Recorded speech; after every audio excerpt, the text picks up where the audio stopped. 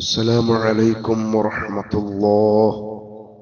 إن الحمد لله نحمده ونستعينه ونستغفره ونؤمن به ونتوكل عليه ونعوذ بالله من شرور أنفسنا ومن سيئات أعمالنا. من يهده الله فلا مضل له ومن يضلل فلا هادي له.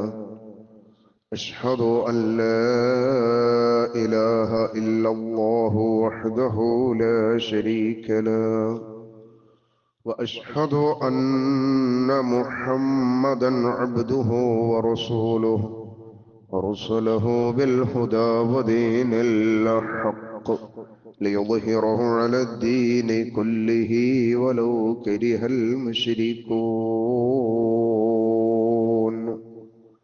اللهم صل على محمد وعلى آل محمد كما صليت على إبراهيم وعلى آل إبراهيم إنك حميد مجيد. اللهم بارك على محمد وعلى آل محمد كما باركت على إبراهيم وعلى آل إبراهيم إنك حميد مجيد. أما بعد فإن خير الحديث كتاب الله، وخير الهدي هدي محمد صلى الله عليه وسلم، وشر الأمور محدثاتها وكل محدثة بدعة وكل بدعة ضلالة وكل ضلالة في النار. أعوذ بالله من الشيطان الرجيم. يا أيها الذين آمنوا اتقوا الله حق تقاته ولا تموتن إلا وأنتم مسلمون. بسم الله الرحمن الرحيم. والذين يقولون ربنا هب لنا من أزواجنا وذرياتنا قرة أعين واجعلنا للمتقين إماما. أولئك يجزون الغرفة بما صبروا ويلقون فيها تحية وسلاما خالدين فيها حسنت مستقرا ومقاما.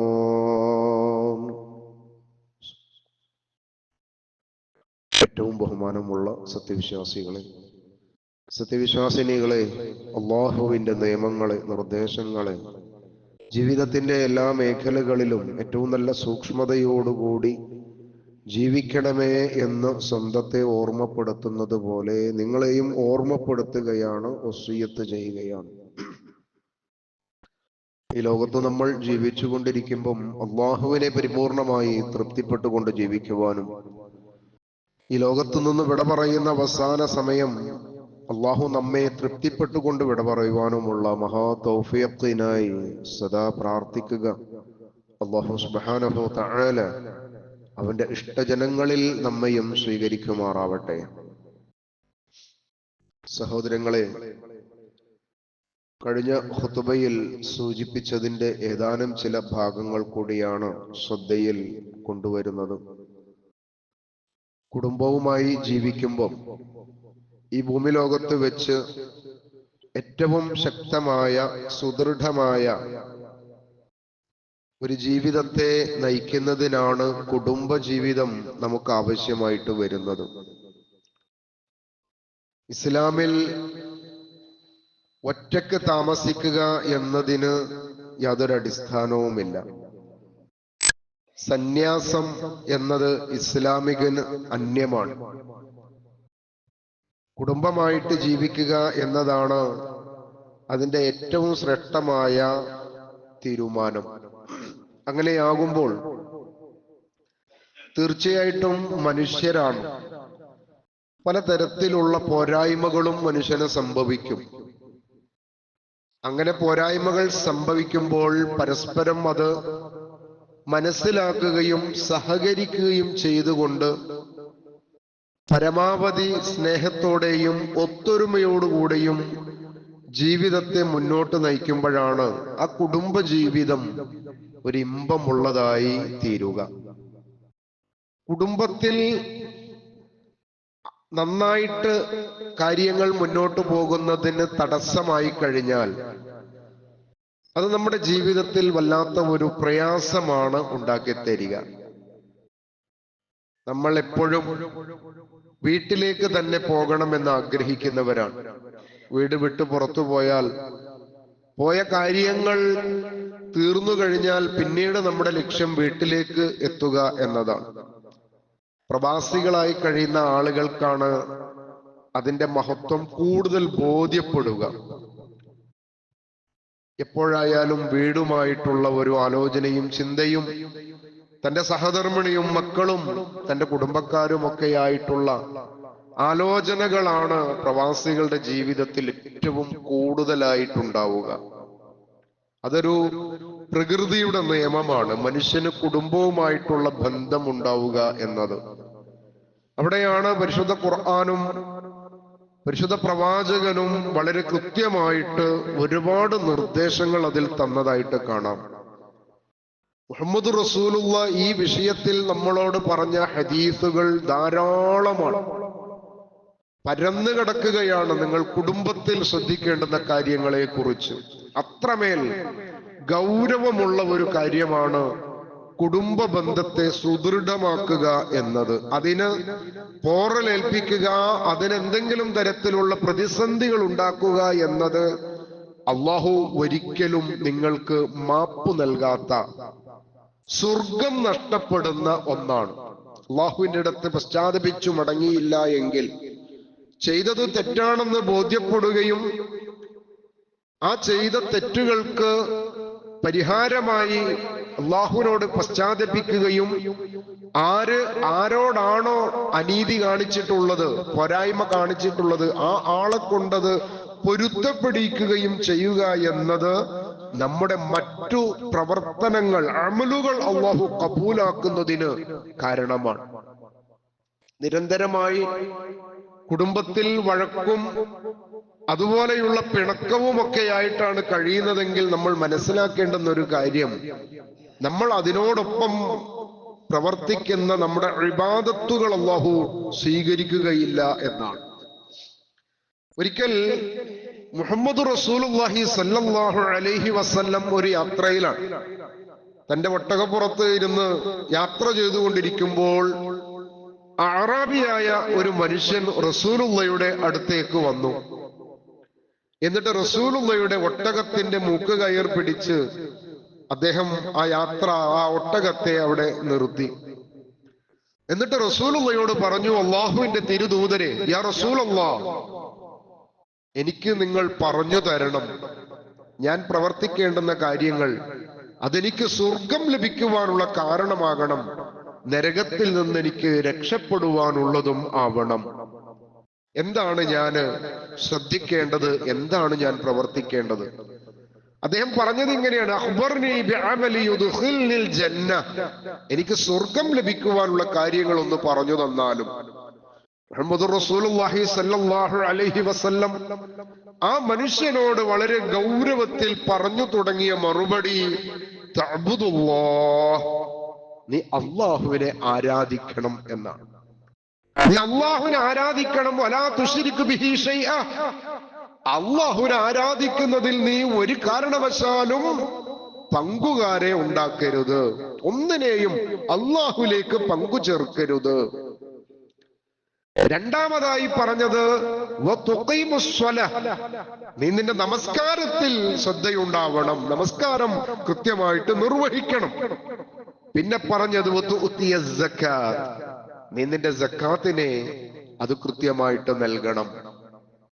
എന്നിട്ട് അടുത്തതായി പറഞ്ഞത് നീ നിന്റെ കുടുംബ ബന്ധം സുദൃഢമാക്കണം. കുടുംബ ബന്ധത്തെ നീ പരമാവധി ശ്രദ്ധയോടുകൂടിയിട്ട് കൂടെ നിർത്തണം. നോക്കൂ, എത്ര ഗൗരവമുള്ള വിഷയങ്ങളാണ് റസൂലുള്ള പറഞ്ഞു തുടങ്ങിയത്. ആ പറഞ്ഞിട്ട് ആ മനുഷ്യന് സ്വർഗം ലഭിക്കുവാനുള്ള കാരണത്തിൽ അവസാനമായിട്ട് റസൂലുള്ള ചേർത്തത് നിന്റെ കുടുംബ ബന്ധത്തെ നീ സുദൃഢമാക്കണം, ഉറപ്പിച്ചു നിർത്തണം, കൂടെ നിർത്തണം എന്നതാണ്. അള്ളാഹുവിനോടല്ലാതെ നീ പ്രാർത്ഥിക്കരുത്, അള്ളാഹുവിനെ അല്ലാതെ നീ ആരാധിക്കരുത്, അവനോട് ആരാധിക്കുന്നതിൽ ഒന്നിനെയും പങ്കുചേർക്കരുത്. നിന്റെ നമസ്കാരത്തെ നീ കൃത്യമായിട്ട് നിലനിർത്തണം, നിന്റെ സക്കാത്തിനെ നീ ശരിയാക്കണം, പിന്നെ പറഞ്ഞ് നിന്റെ കുടുംബ ബന്ധത്തെ നീ ശരിപ്പെടുത്തണം എന്നാണ്.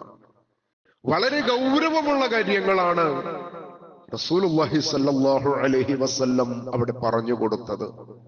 ധാരാളം റസൂലുള്ളാഹിയുടെ ഈ വിഷയത്തിൽ നോക്കുമ്പോ ഒരുപാട് ഹദീസുകൾ വളരെ സ്വഹീഹായി കൊണ്ട് കുടുംബ ബന്ധത്തിൽ ശ്രദ്ധിക്കേണ്ടുന്ന കാര്യങ്ങളെ കുറിച്ച് റസൂലുള്ളാഹി സ്വല്ലല്ലാഹു അലൈഹി വസല്ലം പറഞ്ഞതായിട്ട് കാണാം. നബി സല്ലല്ലാഹു അലൈഹി വസല്ലം ഒരിക്കൽ പറഞ്ഞത്, ലാ യദ്ഖുലുൽ ജന്ന, സ്വർഗ്ഗത്തിൽ പ്രവേശിക്കുകയില്ല, ഖാത്തിഉർ റഹിം, കുടുംബ ബന്ധത്തെ തകർത്തവൻ, കുടുംബ ബന്ധത്തെ മുറിച്ചവൻ സ്വർഗ്ഗത്തിൽ പ്രവേശിക്കുകയില്ല. അപ്പോ നമ്മുടെ ജീവിതത്തിൽ പരിശുദ്ധമായ ജീവിതം നയിക്കുന്ന നമ്മൾ നമസ്കാരത്തിൽ വളരെ കൃത്യതയുണ്ട്. അള്ളാഹുവിനോടല്ലാതെ നമ്മൾ ഒരുത്തനെയും വിളിച്ച് പ്രാർത്ഥിക്കുന്നില്ല. നമ്മൾ മുവഹ്ഹിദുകളാണ്. ആ വിഷയത്തിൽ നമുക്ക് നല്ല ഓർമ്മയുണ്ട്, കൃത്യമായ ബോധ്യമുണ്ട്. സക്കാത്തിന്റെ കാര്യത്തിലും നമ്മളത് പരമാവധി അതിനെ സംശുദ്ധമാക്കുന്നുണ്ട്.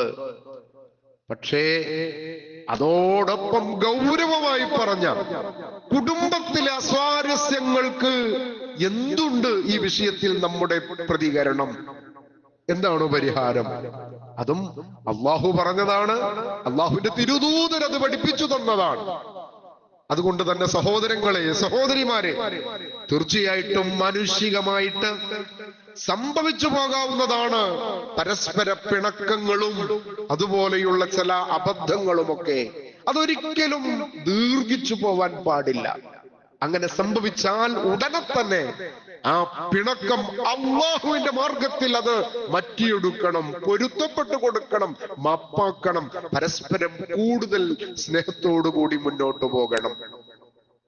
കഴിഞ്ഞ ഖുതുബയിൽ സൂചിപ്പിച്ചു വന്നത്, ഗൃഹനാഥന്, ഭർത്താവിന്, ഉപ്പയ്ക്ക് തീർച്ചയായിട്ടും ഒരു പ്രത്യേക പദവി, ഒരു സ്ഥാനം അല്ലാഹു സുബ്ഹാനഹു തആല അത് നൽകിയിട്ടുണ്ട്. അത് അല്ലാഹു അങ്ങനെ നൽകിയതിന് പരിശുദ്ധ ഖുർആൻ സൂറത്തു അൻആമിലെ അതിന്റെ അവസാനത്തെ വചനത്തിൽ വളരെ വ്യക്തമായിക്കൊണ്ട് അല്ലാഹു സുബ്ഹാനഹു തആല ഒരു കാര്യം കൂടി നമ്മളെ ഓർമ്മപ്പെടുത്തുന്നുണ്ട്. എന്താണത്? അല്ലാഹു സുബ്ഹാനഹു തആല പറയാണ്, ഈ ദുനിയാവില് അല്ലാഹു സുബ്ഹാനഹു തആല വഹുവല്ലദീ ജഅലകും ഖലായിഫൽ അർദ്, ഈ നിങ്ങളെ ഭൂമിയിൽ പ്രതിനിധികളാക്കിയത്, വറഫഅ ബഅദുകും ഫൗക ബഅദിൻ ദറജാത്ത്, ചില ആളുകൾക്ക് ചില ആളുകളെക്കാൾ കൂടുതൽ ദറജ, പദവി നൽകിക്കൊണ്ടാണ്. എന്തിനാണത് അങ്ങനെ നൽകിയത്? എന്തിനാണ്? ലിയബ്ലുവക്കും, നിങ്ങളെ പരീക്ഷിക്കുന്നതിന് വേണ്ടിയിട്ടാണ്. നിങ്ങളെ വീടിന്റെ ഗൃഹനാഥനായി കൂടുതൽ ഉത്തരവാദിത്തം നൽകി നിങ്ങൾക്കൊരു ദറജ അല്ലാഹു സുബ്ഹാനഹു തആല നിങ്ങൾക്ക് നൽകിയത് നിങ്ങളെ പരീക്ഷിക്കുന്നതിന് വേണ്ടിയിട്ടാണ്. അപ്പൊ ഒരു ഗൃഹനാഥനാണ് ഏറ്റവും കൂടുതൽ സൂക്ഷ്മത ആവശ്യമുള്ളത്. ആ ഗൃഹനാഥനാണ് തന്റെ സഹധർമ്മിണിയെ പിണക്കാതിരിക്കുവാനുള്ള സഹകരണം കൂടുതൽ ഊർജ്ജസ്വലതയോടുകൂടി നിലനിർത്തുന്നതിന് ഏറ്റവും കൂടുതൽ സൂക്ഷ്മത പുലർത്തേണ്ടത് ഗൃഹനാഥനാണ്. അപ്പൊ ഏതെങ്കിലും തരത്തിൽ വല്ല പോരായ്മകളും സംഭവിച്ചു പോയാൽ അത് പറഞ്ഞു മനസ്സിലാക്കി കൊടുക്കുകയും പരസ്പരം വിട്ടുവീഴ്ചകൾ ചെയ്തുകൊണ്ട് ആ പ്രശ്നങ്ങളെ പരിഹരിക്കുകയും ചെയ്യുക എന്നതിന്റെ ഉത്തരവാദിത്വമുള്ളത് ഗൃഹനാഥനാണ്. അതങ്ങനെ ചെയ്യണം. അത് നിങ്ങളെ പരീക്ഷിക്കുന്നതിന് വേണ്ടി ലിയബ്ലുവക്കും മാഫി അല്ലാഹു സുബ്ഹാനഹു തആല മാഫി അൻതുക്കും മാഫി ആതാക്കും ഇന്ന റബ്ബി സരീഉൽ ഇഖാബി വഇന്നഹു ലഗഫൂറുർ റഹീം. നിങ്ങളെ പരീക്ഷിക്കുന്നതിന് വേണ്ടി നിന്റെ നാഥൻ കൃത്യമായിട്ട്, നിനക്കൊരു സംശയവും വേണ്ട, കൃത്യമായി ശിക്ഷാ നടപടി സ്വീകരിക്കുന്നവനാണ്, ഒപ്പം ഏറെ പൊറുക്കുന്നവനുമാണ്. അപ്പോൾ ഒരു തെറ്റ് സംഭവിച്ചു പോയി കഴിഞ്ഞിട്ടുണ്ടെങ്കിൽ തെറ്റ് സംഭവിച്ചല്ലോ എന്ന് പേടിച്ചിരിക്കേണ്ടുന്ന ആവശ്യമില്ല. അല്ലാഹു പൊറുക്കുന്നവനാണ്. പടച്ചതമ്പുരാന്റെ മുമ്പിൽ ആ കാര്യങ്ങൾ പറഞ്ഞ് പരിഹാരമുണ്ടാക്കുകയും പിന്നീടുള്ള ജീവിതത്തിൽ പരമാവധി ശ്രദ്ധയോടുകൂടി സൂക്ഷ്മതയോടുകൂടി കുടുംബത്തെ മുന്നോട്ട് കൊണ്ടുപോവുകയും ചെയ്യുക. അത് ഒരു സുദൃഢമായ ഒരു നല്ല കുടുംബത്തിന് അത് അത്യാവശ്യമാണ്. വളർന്നു വരുന്ന മക്കൾ നമ്മളെയാണ് ഫോളോ ചെയ്യുന്നത്, നമ്മളെയാണ് കണ്ടുപിടിക്കുന്നത്.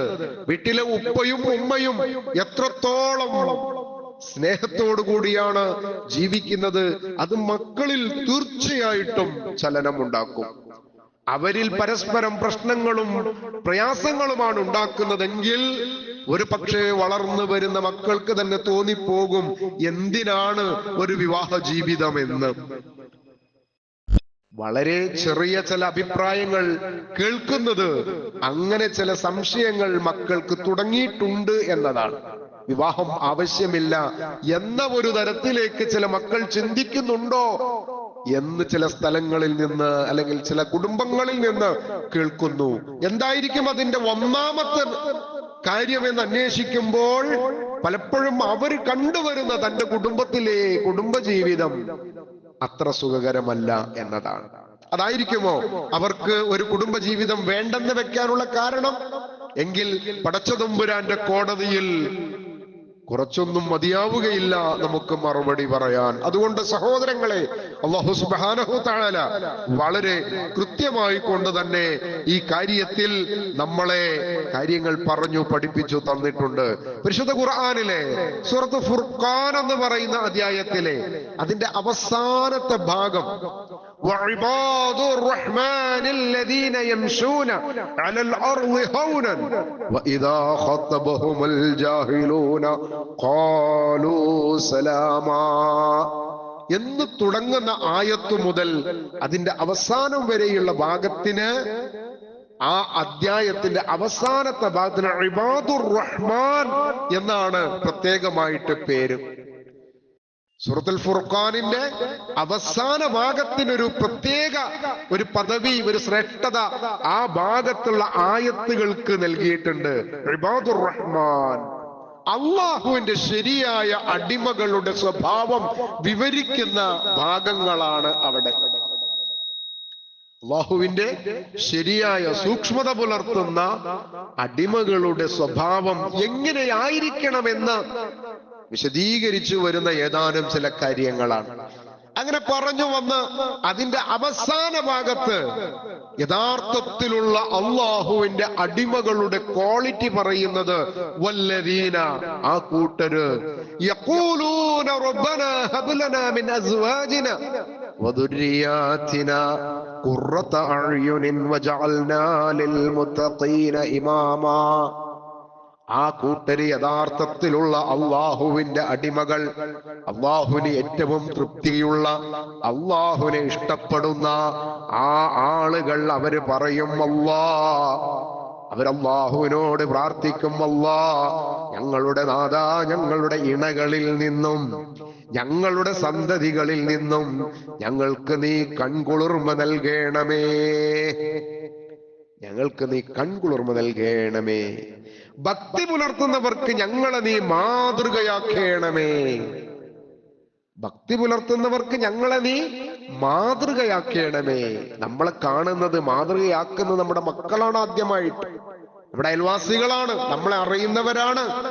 അവർക്കൊരു മാതൃകയുള്ള, ഒരു ഭക്തിയുള്ള നിന്റെ ഇബാദുർ റഹ്മാനിൽ അല്ലാഹുവേ ഞങ്ങളെ നീ ചേർക്കണമേ എന്ന് പ്രാർത്ഥിക്കണമെന്ന് അല്ലാഹു പറയാ.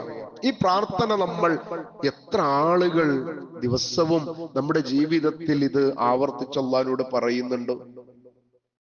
നമ്മുടെ അഞ്ചൊക്കത്ത് നമസ്കാര ശേഷം അവിടെ തന്നെ ഇരുന്ന് നമ്മുടെ ദിക്റുകൾ കഴിഞ്ഞാൽ നമ്മുടെ ദുആയിൽ വരേണ്ടുന്ന വളരെ പ്രധാനപ്പെട്ട ഒരു ദുആയാണ് റബ്ബനാ ഹബ് ലനാ മിൻ അസ്വാജിനാ വദുർരിയാതിനാ ഖുർറത അഅ്യുനിൻ വജഅൽനാ ലിൽ മുത്തഖീന ഇമാമാ.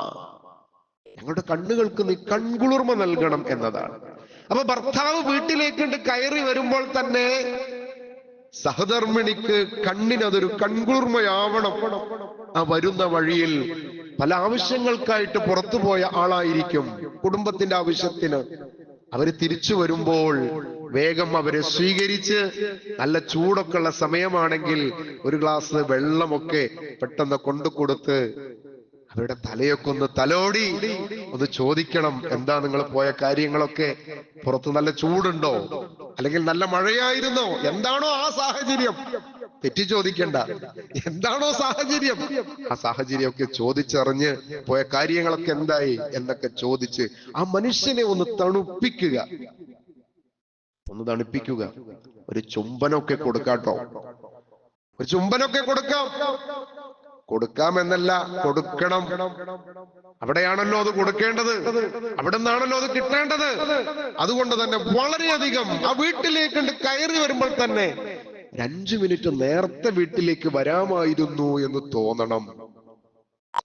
ചില ആളുകളൊക്കെ അങ്ങാടി പൂട്ടിയാലും പിന്നെയും ആ തിണ്ണയിലൊക്കെ ഇങ്ങനെ ഇരിക്കുന്ന സമ്പ്രദായം ചില സമയങ്ങൾ കാണാം. എന്തേ? ഒന്നുമല്ല, ഇവിടെ കിട്ടുന്ന സമാധാനം വീട്ടിൽ ചെന്നാൽ കിട്ടൂല. അങ്ങോട്ട് ചെന്ന 100 പരാതിയാണ്, അവലാദികളാണ്. അങ്ങോട്ട് പോകുന്നത് തന്നെ അതൊക്കെ ഒന്ന് കണ്ണും വേണ്ടി ശേഷം പോയാൽ മതിയെന്ന. അവരൊക്കെ ഉറക്കമായതിന് പോയാൽ കുറെ സമയം ഒന്നും കേൾക്കേണ്ടി വരില്ല. സഹോദരങ്ങളെ, വിശ്വാസികളുടെ വീട്ടിൽ നിന്ന് ഒരിക്കലും ആ തരത്തിലുള്ള പ്രതികരണങ്ങൾ ഉണ്ടാവേണ്ടത്. ചില ആളുകൾക്കൊക്കെ ചില കാര്യങ്ങളുണ്ട്. ഇപ്പോ അസർ നമസ്കാരമൊക്കെ കഴിഞ്ഞാൽ, അല്ലെങ്കിൽ ഫജ്ർ നമസ്കാരം കഴിഞ്ഞ് പള്ളിയിൽ നിന്ന് വന്നാല് ഒരു ചൂട് വെള്ളം അല്ലെങ്കിൽ ഒരു ചൂട് ചായ, ഒരു കട്ടൻ ചായ, അങ്ങനെ എന്തെങ്കിലുമൊക്കെ ഒന്ന് കുടിക്കുക എന്നത് പതിവുള്ള ആളുകളായിരിക്കും. അപ്പൊ അത് പ്രത്യേകം ശ്രദ്ധിക്കണം. അദ്ദേഹത്തിന് ഒരു ചായ കൊടുക്കേണ്ടതാണ്, അല്ലെങ്കിൽ അദ്ദേഹത്തിന് ഒരു വെള്ളം കൊടുക്കേണ്ടതാണ്. അങ്ങനെ ഓരോ കാര്യങ്ങളിലും എന്റെ സഹധർമ്മിണിക്ക് എന്നോട് താല്പര്യമുണ്ട്, എന്നോടുള്ള ആ ഒരു വിചാരവും എന്നോടൊപ്പം ഉണ്ട് എന്ന് തോന്നിപ്പിക്കുന്ന തരത്തിൽ തന്നെ നമ്മുടെ പ്രവർത്തനങ്ങൾ ഉണ്ടാവണം. അങ്ങനെയാകുമ്പോഴോ നമ്മൾ വീട്ടിലേക്ക് പോകുമ്പോ അവർക്ക് എന്തെങ്കിലുമൊക്കെ ആയിട്ട് കൊണ്ടു കൊടുക്കും വേണം, അവർക്കും എന്തെങ്കിലുമൊക്കെ ആയിട്ട് കൊണ്ടു കൊടുക്കണം. പ്രത്യേകമായിട്ട് കുട്ടികളെ കാണാതെ ഉമ്മാക്കുള്ളത് നമ്മൾ വേറെ തന്നെ കൊടുക്കണം. കുട്ടികൾക്ക് നിങ്ങൾ വേറെ കൊടുത്തോളേ, ഇത് അനക്കാട്ടോ, നീ വേറെ ആർക്കും കൊടുത്തിട്ടില്ല. സോപ്പിംഗ് ഒക്കെ എടുക്കും, വളരെ ആവശ്യമാണ്. ഇത് വളരെ കൃത്യമായിട്ട് നല്ല നിലയിൽ ഇത് പോകണമെങ്കിൽ കുറച്ചൊക്കെ അഡ്ജസ്റ്റ്മെന്റുകളും, അതോടൊപ്പം എന്താണോ അവരെ ആകർഷിക്കുന്നത്, ദീനിനു വിരുദ്ധമല്ലാത്ത, അള്ളാഹുവിന്റെ ദീനിൽ പ്രതിഫലം ലഭിക്കുന്ന ഒക്കെയും അവർക്ക് സമ്മാനങ്ങളായിട്ടും ഇടയ്ക്കൊക്കെ ആ തരത്തിലും അവരെ കൂടെ നിർത്തുക എന്നത് ഏറ്റവും നല്ല സുദൃഢമായ കുടുംബജീവിതത്തിന് ആവശ്യമാണ്. സഹോദരങ്ങളെ, അല്ലാഹു സുബ്ഹാനഹു തആല അതിന്റെ തൊട്ടടുത്ത ആയത്തിൽ പറയുന്നത്, ഉലൈക യുജ്സൗനൽ ഉർഫത ബിമാ സ്വബറു വയുലഖൗന ഫീഹാ തഹിയ്യതൻ വസ്സലാമ. വല്ലാത്ത ഹൃദയസ്പർശായ വല്ലാത്ത ഒരു വർത്തമാനമാണ് അല്ലാഹു പറയുന്നത് അത്തരക്കാർക്ക്. ഏത്? ഇബാദുർ റഹ്മാൻ തുടങ്ങിയിട്ട് കുറെ കാര്യങ്ങൾ പറഞ്ഞിട്ടുണ്ട് കേട്ടോ. അവിടുന്ന് അങ്ങനെ പറഞ്ഞു വന്ന് തന്റെ കുടുംബത്തിന് വേണ്ടി നിരന്തരം പ്രാർത്ഥിക്കുന്ന, അള്ളാഹുവിനോട് അവരിൽ കണ്ണിനു കൺകുളിർമ നൽകണേ എന്ന് പ്രാർത്ഥിക്കുന്ന, അവർക്ക് ഞാനൊരു മാതൃക, ഗൃഹനാഥനും ഗൃഹനാഥയുമാവണമെന്ന് പ്രാർത്ഥിക്കുന്ന ആ ആളുകൾ, അങ്ങനെ ഒരുപാട് കാര്യങ്ങൾ പറഞ്ഞിട്ട് അല്ലാഹു പറയാ, അങ്ങനെ ഇബാദുർ റഹ്മാനികളായി ജീവിച്ച ആളുകൾക്ക് ആ ക്ഷമിച്ചതിന്റെ പേരിൽ, തങ്ങളുടെ ജീവിതത്തിൽ ക്ഷമ കൈക്കൊണ്ടതിന്റെ പേരിൽ സ്വർഗത്തിൽ ഉന്നത സ്ഥാനങ്ങൾ പ്രതിഫലമായി നൽകും. ഉലൈക യുജ്സൗനൽ ഉർഫത ബിമാ സ്വബറു വയുലഖൗന ഫീഹാ തഹിയ്യതൻ വസ്സലാമ. അവർക്ക് പ്രതിഫലം അഭിവാദ്യത്തോടെയും സമാധാനാശംസകളോടെയുമാണ് അവരവിടെ സ്വീകരിക്കപ്പെടുക.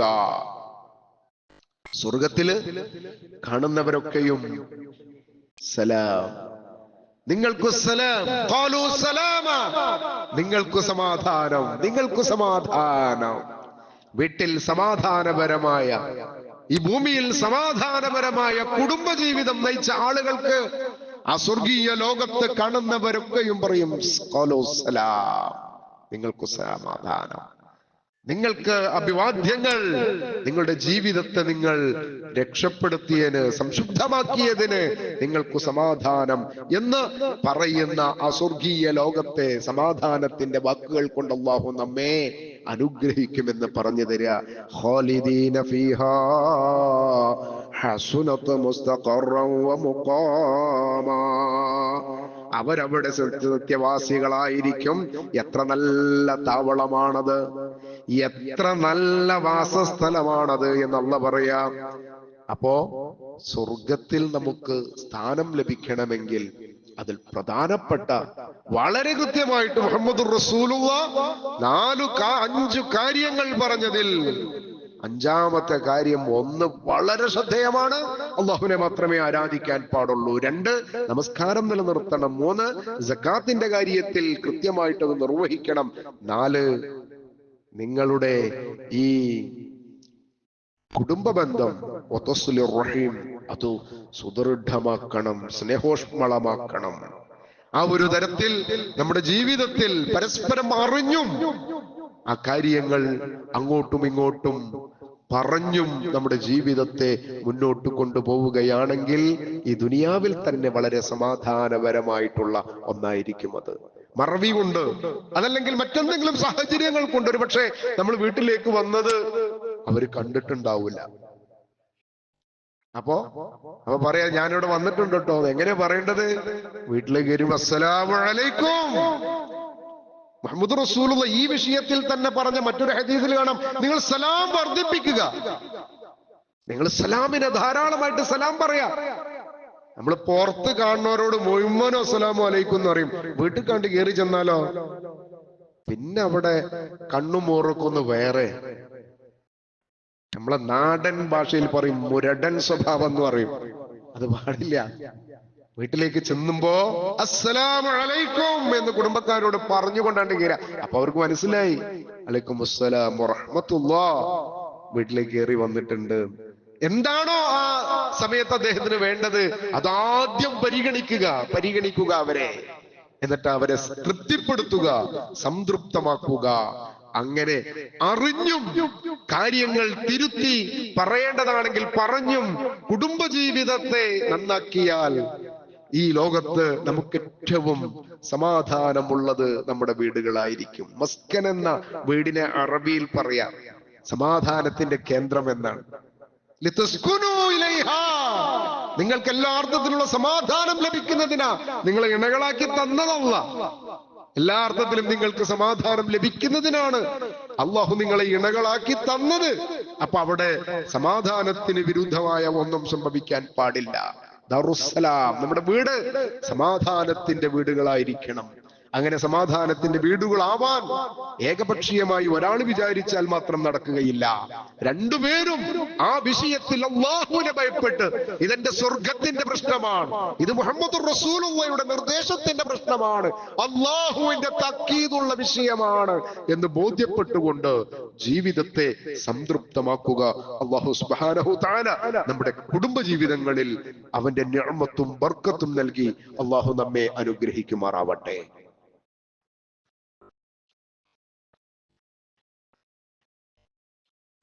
അൽഹംദുലില്ലാഹ് الذي هدانا لهذا وما كنا لنهتدي لولا أن هدانا الله. اللهم صل على محمد وعلى آل محمد كما صليت على إبراهيم وعلى آل إبراهيم إنك حميد مجيد. أما بعد فاتقوا الله عباد الله. സഹോദരങ്ങളെ, സഹോദരിമാരെ, അല്ലാഹുവിനെ സൂക്ഷിക്കണേ എന്ന് ഒരിക്കൽ കൂടി ഓർമ്മപ്പെടുത്തുകയാണ്. ജീവിതത്തിൽ പലതരത്തിലുള്ള പോരായ്മകളും മനുഷ്യന് സംഭവിക്കും. അങ്ങനെ സംഭവിക്കുമ്പോൾ ആ പോരായ്മകളെ തിരുത്തി മുന്നേറുന്നവരാണ് ബുദ്ധിയുള്ള ആളുകൾ. അങ്ങനെയാണ് അല്ലാഹു സുബ്ഹാനഹു തആല ആ കാര്യങ്ങൾ നമ്മളെ ബോധ്യപ്പെടുത്തിയത്. ആലോചിക്കുക, തിരിച്ചറിയുക, ബസ്വീറത്ത്, നിങ്ങൾ ഉൾക്കാഴ്ചയോടുകൂടിയിട്ട് ആണ്. ഇപ്പൊ അടുത്ത് നമ്മളുടെ നടക്കുന്ന ക്യാമ്പയിന്റെ അതിന്റെ ക്യാപ്ഷൻ തന്നെ തുബ്സിറ എന്നാണ്. ഉൾക്കാഴ്ചയോടുകൂടി കാര്യങ്ങൾ ബോധ്യപ്പെടുക എന്നതാണ്. ഉൾക്കാഴ്ച ഉണ്ടാവണം. മനുഷ്യനാണ്, പല പരിമിതികളും ഉണ്ടാവും. ഒരു പക്ഷേ ആരോഗ്യപരമായിട്ടുള്ള പ്രയാസങ്ങൾ ഉണ്ടാവും. നമ്മൾ വീട്ടിലേക്ക് ചെല്ലുമ്പോ പ്രത്യേകിച്ച് സ്ത്രീകൾക്ക് ഒരുപാട് പ്രശ്നങ്ങളാണ് ആരോഗ്യപരമായിട്ട്. ചില ദിവസങ്ങളിൽ അവർക്ക് എഴുന്നേറ്റ് നിൽക്കാൻ തന്നെ പറ്റൂല. അങ്ങനത്തെ ചില ദിവസങ്ങൾ അവരുടെ മാസത്തിൽ അവർക്കുണ്ട്. കഠിനമായ വയറുവേദനയും തലവേദനയും ഒക്കെ പ്രകൃതിപരമായിട്ട് അവരുടെ ഏതാനും ദിവസങ്ങളിൽ തന്നെ സംഭവിക്കും.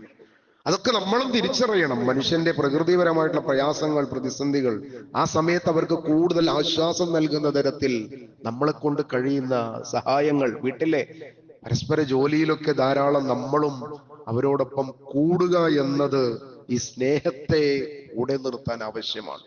മുഹമ്മദ് റസൂലുള്ളാഹി സ്വല്ലല്ലാഹു അലൈഹി വസല്ലം വലിയൊരു പ്രബോധകനും അള്ളാഹുവിന്റെ തിരുദൂതനും ധാരാളം ഉത്തരവാദിത്തമുള്ള ഒരു വ്യക്തിയായിരുന്നല്ലോ. ധാരാളം ഉത്തരവാദിത്തമുള്ള അങ്ങനത്തെ ഒരു നേതാവ് വീട്ടിൽ തന്റെ സഹധർമ്മിണിമാരെ സഹായിക്കാൻ സമയം കണ്ടെത്തിയിരുന്നു എന്ന് പറയുമ്പോ അതൊരു വല്ലാത്ത അധ്യാപനമല്ലേ? അതൊരു വല്ലാത്ത മാതൃകയല്ലേ? നമുക്ക് എന്തെല്ലാം ചെയ്യണം? വീട്ടിലേക്ക് വേണ്ടുന്നെല്ലാം നമ്മൾ പുറത്തു പോയിട്ട് അധ്വാനിച്ച് കൊണ്ടുവരുന്നില്ലേ? ഇനി വീട്ടിൽ വന്നാലും ഇതൊക്കെ നമ്മൾ ചെയ്യണം എന്നാണോ എന്ന് ചോദിക്കേണ്ട. കഴിയുന്നതൊക്കെ അവരോടൊപ്പം ഒന്ന് സഹകരിക്കുക എന്നത് അവർക്കൊരാശ്വാസമാണ്. ആശ്വാസത്തിന് അള്ളാഹുവിന്റെ പക്കൽ നിന്ന് നമുക്ക് പ്രതിഫലം ലഭിക്കും. തൃപ്തിപ്പെടുത്തുക എന്നത് അള്ളാഹു ഏറെ തൃപ്തിപ്പെടുന്നവനാണ്. ആയതുകൊണ്ട് ജീവിതത്തിന്റെ എല്ലാ മേഖലകളിലും പരസ്പരം അറിഞ്ഞും അവരോട് കാര്യങ്ങളൊക്കെയും സംസാരിച്ചും കാര്യങ്ങളിൽ ഏറ്റവും നല്ല രീതിയിൽ അള്ളാഹുവിന്റെ മാർഗത്തിൽ നല്ല ഒരു കുടുംബമായി ജീവിക്കുവാനുള്ള പരസ്പര പ്രാർത്ഥനയും ഉണ്ടായാൽ സംതൃപ്തമായ ഒരു കുടുംബജീവിതം അള്ളാഹു നമുക്ക് നൽകി അനുഗ്രഹിക്കും. ആ തരത്തിൽ സംതൃപ്തമായ കുടുംബജീവിതം നയിക്കുന്ന മുവഹ്ഹിദുകളിൽ അള്ളാഹു നമ്മെ എല്ലാവരെയും ചേർക്കുമാറാവട്ടെ.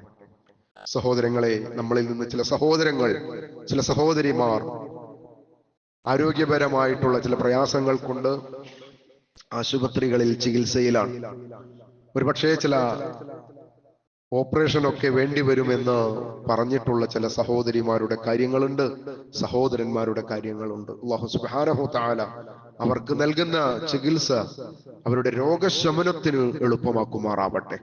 പരിപൂർണ ശിഫ നൽകി ആരോഗ്യത്തോടുകൂടി അവരുടെ വീടുകളിലേക്ക് സന്തോഷത്തോടെ മടങ്ങുവാൻ അള്ളാഹു അവർക്ക് അനുഗ്രഹിച്ച് അവർക്ക് സമാധാനം നൽകി, രോഗശാന്തി നൽകി, ശിഫ നൽകി, ഇസ്സത്ത് നൽകി, ആഫിയത്തോടുകൂടി ദീർഘായുസ്സോടുകൂടി കുടുംബത്തോടൊപ്പം കഴിയാൻ അനുഗ്രഹിക്കുമാറാവട്ടെ. എല്ലാവിധ മാരകമായ രോഗങ്ങളെ തൊട്ടും അള്ളാഹു നമ്മെ എല്ലാവരെയും കാത്തുരക്ഷിക്കുമാറാവട്ടെ. നമ്മളിൽ നിന്ന് മരണപ്പെട്ടു പോയ സഹോദരങ്ങൾ, സഹോദരിമാർ, കുടുംബാംഗങ്ങൾ, അള്ളാഹുവേ ഞങ്ങളും ആ ഖബറിലേക്ക് എത്തുവാനുള്ളവരാണ്. അള്ളാഹുവേ ഞങ്ങളുടെ സഹോദരങ്ങളുടെ മർസഖിയായ ലോകത്ത് നീ സന്തോഷമുള്ളതാക്കി കൊടുക്കണേ അള്ളാഹ്. അള്ളാഹുവേ ഞങ്ങളുടെ ഖബറുകൾ എപ്പോഴാണ് ഞങ്ങളുടെ നേർ തുറക്കുന്നത് ഞങ്ങൾക്കറിയില്ല അള്ളാഹ്. എപ്പോഴായിരുന്നാലും സന്തോഷത്തോടെ ഈമാനോടുകൂടി അതാ നിന്റെ മാർഗത്തിൽ വിട പറയുന്നവരിൽ ഞങ്ങളെയും നീ ചേർക്കണേ അല്ലാഹ്. اللهم اغفر للمؤمنين والمؤمنات والمسلمين والمسلمات الأحياء منهم الأموات إنك مجيب الدعوات يا قاضي الحاجات. اللهم ربنا تقبل منا إنك أنت السميع العليم وتب علينا إنك أنت التواب الرحيم واغفر لنا يا غافر المذنبين آمين برحمتك يا أرحم الراحمين.